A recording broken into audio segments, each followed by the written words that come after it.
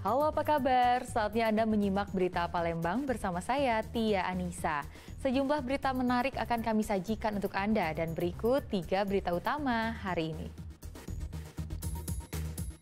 Seorang pasien anak dalam kondisi kritis diduga terlantar di lorong Rumah Sakit Umum Daerah Muara II, Kabupaten Ogan Komering, Ulu Selatan. 4 terdakwa pemerkosa dan pembunuh terhadap remaja putri jalani sidang perdana di Pengadilan Negeri Palembang. Mantan camat Batu Raja Barat dan 3 tersangka kasus korupsi anggaran peralatan dan perlengkapan kantor dilimpahkan ke Kejaksaan Negeri Ogan Komering Ulu.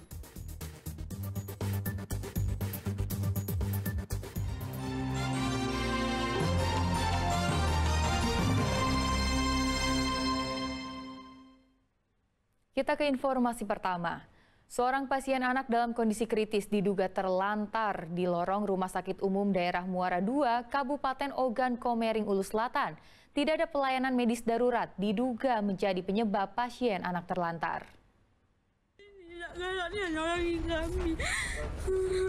Rintihan dari seorang ibu terekam jelas melihat seorang anak yang terbaring lemah di lorong Rumah Sakit Umum Daerah Muara II, Kabupaten Ogan Komering, Ulu Selatan.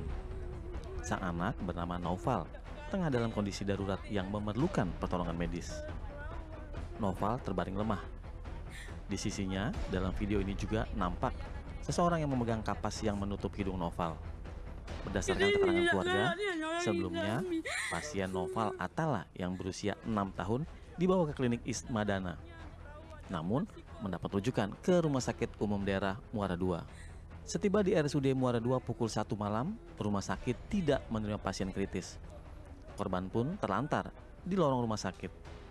Belum diketahui secara pasti apa yang menyebabkan pasien anak tersebut tidak mendapatkan perawatan dari rumah sakit. Sampai di situ, sebab saya sebagai ibu Hatawati melihat kejadian di situ, ngomongkan di situ tidak dilayani oleh perawat apa penjaga di situ, tidak dilayani apa dah.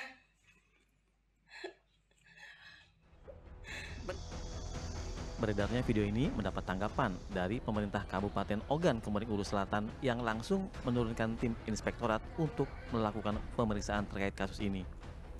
Jika ditemukan adanya unsur kelalaian dari pihak rumah sakit, sanksi tegas pun akan diberikan kepada seluruh yang terlibat. Kalau informasi dari pihak Rumah Sakit Umum Daerah bahwasanya mereka telah melaksanakan pelayanan atau prosedur sebagaimana mestinya.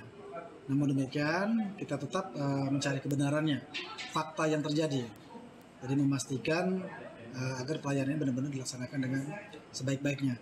Oleh karena itu, tetap kami menunggu laporan dari Inspektorat Kabupaten Ogan Selatan beserta tim. Kini untuk mendapatkan perawatan, pasien anak Noval oleh pihak keluarga dibawa ke rumah sakit di daerah Lampung. Dedi Irwansah melaporkan dari Kabupaten Ogan Komering Ulu Selatan. 4 terdakwa pemerkosa dan pembunuh terhadap remaja putri menjalani sidang perdana di Pengadilan Negeri Palembang. Para terdakwa dituntut dengan pasal pembunuhan berencana, pemerkosaan, dan Undang-Undang Perlindungan Anak.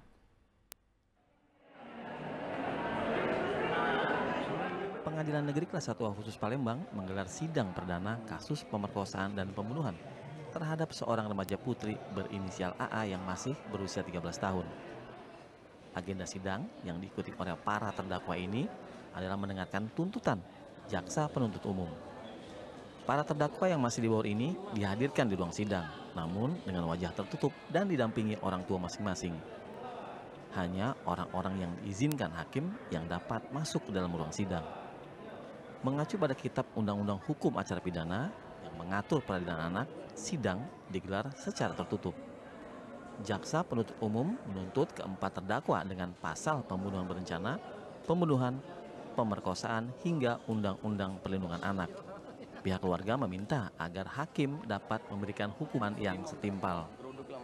Yang jelas kami di sini mendukung penuh yang sudah dilaksanakan dari mulai tingkat penyidikan di kepolisian sampai tahap di kejaksaan sampai ada di perkara ini.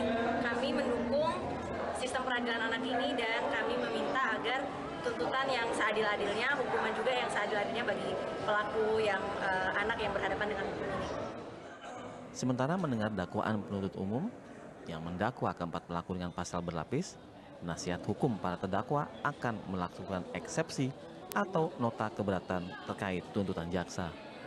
Dakwaan pertama ke-1, ke-2, ke-3 itu menyangkut Undang-Undang Perlindungan Anak. Sedangkan primer itu 340, subsidiar 338 dan 285. Eksepsi kita menyangkut hal-hal tersebut, bahwa dakwaan kabur, tidak jelas, tidak lengkap. Dalam proses persidangan, Pengadilan Negeri Palembang menambah petugas keamanan untuk mengantisipasi adanya kericuhan lantaran sidang dihadiri oleh keluarga masing-masing pihak yang berperkara. Sidang yang digelar tertutup ini berlangsung selama 3 jam. Sidang nanti akan dilanjutkan dengan agenda eksepsi dari pihak terdakwa. Ardian Syahputra melaporkan dari Palembang. Hasil pantauan Badan Nasional Penanggulangan Bencana atau BNPB, masih ada 82 hektar lahan gambut di Kabupaten Muara Enim yang terbakar. Petugas terus berupaya memadamkan lahan yang terbakar dengan pemadaman secara langsung atau waterbombing menggunakan helikopter.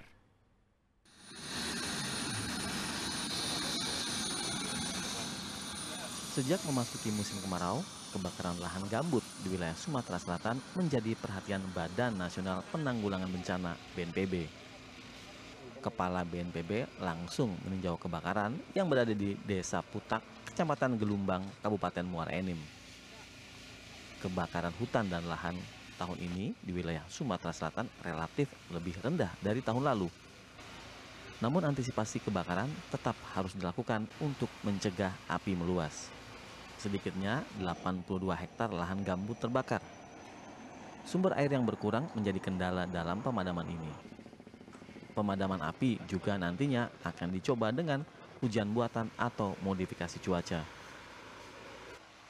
Kita lihat memang lahannya adalah lahan gambut.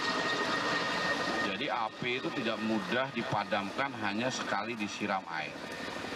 Jadi harus diikuti, dilihat, begitu nanti betul-betul padam, nah itu baru yakinkan. Kemudian dari udara juga ada heli waterbombing. Titik-titik mana yang tidak bisa dicapai pasukan darat disiram oleh waterbombing. Tentu saja juga hasilnya masih harus ditingkatkan dengan operasi modifikasi cuaca. 82 hektar ya, relatif kecil. Karena kalau 2019 seluruh Indonesia itu sampai 1,6 juta hektar. Ya, yang mudah-mudahan ini kalau bukan mengecilkan arti bencananya, tapi kita optimis ya dibandingkan dengan tahun sebelumnya. Tapi itu tadi saya katakan kita tetap waspada dan melaksanakan langkah-langkah selanjutnya. Diimbau warga dan korporasi untuk tidak membuka lahan dengan cara dibakar. Karena akibat kebakaran hutan dan lahan, kabut asap dapat menimbulkan gangguan hingga ke daerah lain atau bahkan ke negara tetangga. Ardian Syahputra melaporkan dari Kabupaten Muara Enim.